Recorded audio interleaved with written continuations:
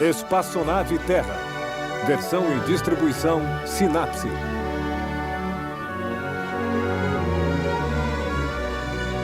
Terra, nossa nave espacial. Bem-vindo a bordo para esta viagem de 1 ano em torno do Sol. Chegamos na estação do solstício de verão. Este é o primeiro dia do verão, o dia mais longo do ano. Este é o momento em que a metade norte da Terra mais se inclina na direção do Sol.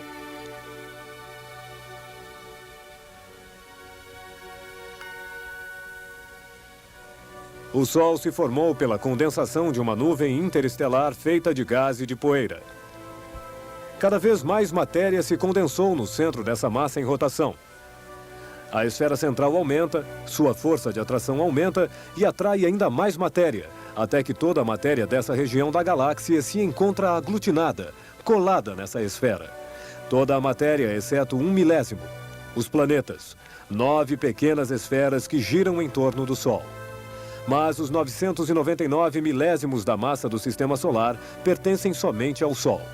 O Sistema Solar, finalmente, é o Sol e as poeiras.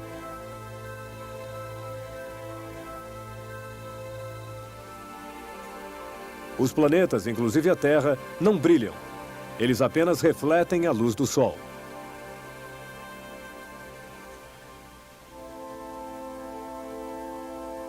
O brilho do Sol leva a cada metro quadrado da Terra a energia de 1 dúzia de lâmpadas de 100 watts.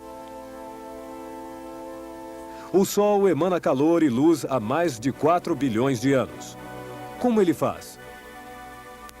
Ele é muito grande. Seu diâmetro 100 vezes a Terra. Seu volume 1 bilhão de vezes a Terra. Sua massa 300.000 vezes a Terra. Devido a essa massa enorme, as pressões no centro fazem a temperatura subir a 14 bilhões de graus centígrados e provocam reações nucleares permanentes. O Sol é um tipo de reator nuclear. Seu combustível é o hidrogênio, o átomo mais simples do universo. Possui um único elétron. A seguir de fusões nucleares, os átomos de hidrogênio viram átomos de hélio, liberando uma energia enorme.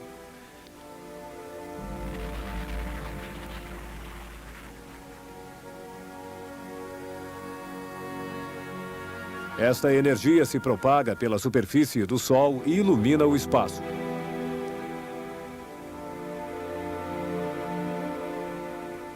O Sol nos envia raios de todos os tipos, partículas eletromagnéticas, raios de luz, mas principalmente calor.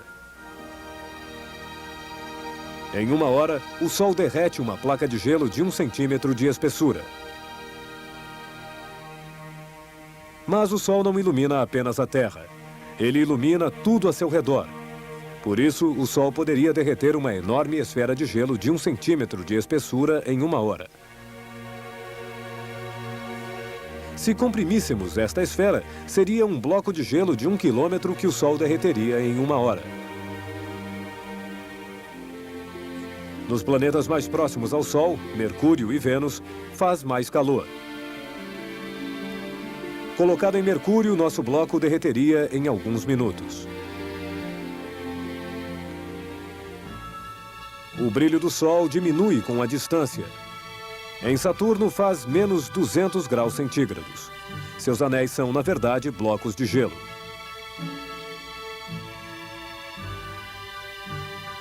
Em Júpiter faz menos 160 graus centígrados. Em Marte, menos 60 graus centígrados. A Terra está em boa distância, bem temperada a 17 graus para a evolução de seres vivos adaptados a esta temperatura. Você faz parte deles. O dia do solstício é o primeiro dia do verão. É o dia em que o Sol fica mais alto no céu. O dia em que ele descreve sua trajetória mais longa. O dia mais longo do ano.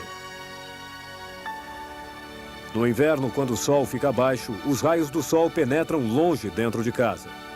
Depois, dia após dia, os raios do Sol entram pela janela com um ângulo cada vez mais vertical à medida que o Sol subiu mais alto no céu. Olhando do espaço, veja o que acontece. A Terra fica inclinada 23 graus na direção do Sol no Polo Norte e até 23 graus do Polo, o Sol não se põe. Essa linha é o Círculo Polar. 24 horas de sol no dia do solstício de verão. Se o tempo estiver bom, lá no Polo Norte.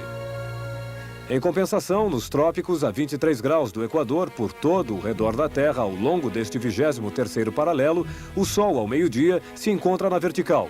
O 23º paralelo é a linha imaginária que passa na Flórida, nas Ilhas Havaí, em Hong Kong ou Assuan.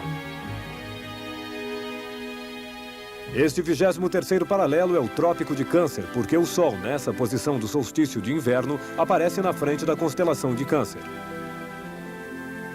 O 23º paralelo é o lugar que o Sol, no dia do solstício, cobre na vertical. Em Assuan, no Egito, na antiguidade, tinham percebido que no dia do solstício, o Sol iluminava o fundo de um poço. O Sol se encontrava, portanto, à vertical de Assuan. O matemático Eratostênio vivia em Alexandria, a 800 quilômetros ao norte de Assuan.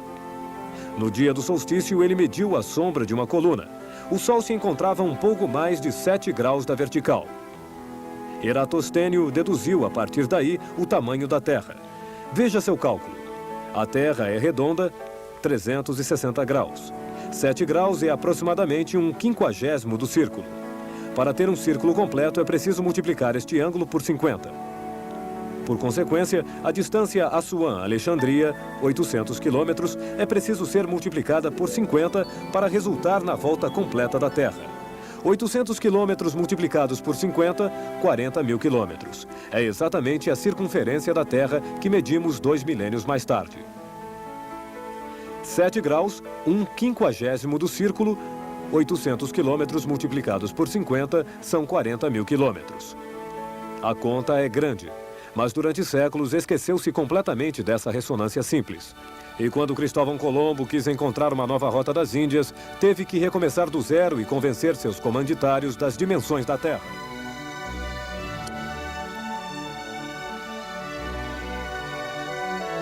Até o próximo programa. Boa viagem, todos em órbita.